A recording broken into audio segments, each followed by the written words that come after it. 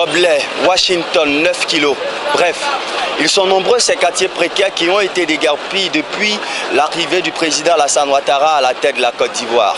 Que pense la population ivoirienne de cette vaste opération de déguerpissement? Mesdames et messieurs, c'est cette question qui nous pousse aujourd'hui dans les rues de la capitale économique et ivoirienne. Et nous nous retrouvons au niveau du grand carrefour de Saint-Jean, c'est à Cocody. Suivez-nous. Bonjour monsieur. Monsieur, comment vous vous appelez? Blindou Marcel. Alors, qu'est-ce que vous pensez de l'opération de déguerpissement? Bon, je crois que si c'est pour assainir la population, c'est bon, parce que les habitations, on ne doit pas habiter là où il ne faut pas. Là, quand on construit un pays, on appelle ça, le pays a un plan. Il y a un plan qu'on fait pour l'État.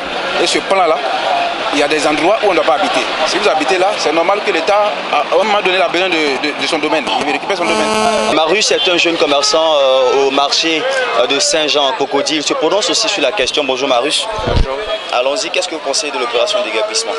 Avant de déguerpir des personnes, soit des commerçants, des habitants, il faut trouver un lieu où ces personnes vont se réfugier pour l'instant.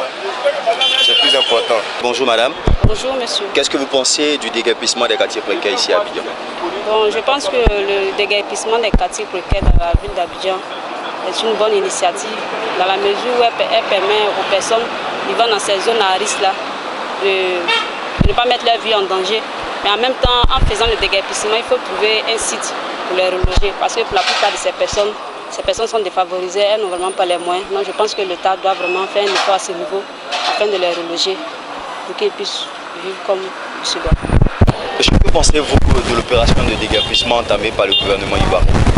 C'est une bonne chose parce que le président il a tant parlé d'émergence. Pour émerger, il faut forcer un peu de choses, mais il ne faut pas frustrer aussi des gens aussi. C'est un frustrant que souvent, c'est pas bon. Ouais, non. Sinon, je suis pour. Que penses-tu du déguerpissement des quartiers précaires ici à Abidjan? Bon, le déguerpissement des quartiers précaires, moi, vraiment, ma version, j'aimerais tout simplement dire que ça ne plaît pas à quelqu'un d'habiter dans un lieu à risque. Mais il faudrait que l'État aussi prenne des précautions, essayer de croiser un peu les portails de maison et discuter un peu, de diminuer un peu le prix des cautions. Si les cautions sont basses, tout le monde va essayer d'aller dans les bonnes maisons. Bonjour madame. Bonjour monsieur. Alors, comment vous vous appelez? C'est mademoiselle Raïssa Konan. Qu'est-ce que vous pensez de l'opération de déguerpissement des habitants des quartiers précaires ici à Abidjan? Bon, je pense que le déguerpissement, ça a été un truc qui a été programmé depuis. Ils ont dit aux populations de quitter les lieux, c'est des lieux à risque.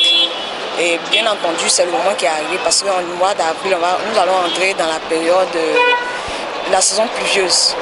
Donc vraiment, depuis que ces populations-là quittent ces lieux-là, pour éviter les drames, des sinistres. Mesdames, Messieurs, nous avons été très heureux d'être avec vous et c'est avec Raïssa Konan que nous terminons cette émission de Point de Vue. Vous pouvez vous aussi réagir sur nos réseaux sociaux, sur notre page Facebook. Nous nous retrouvons le mercredi prochain pour un autre sujet. Prenez soin de vous.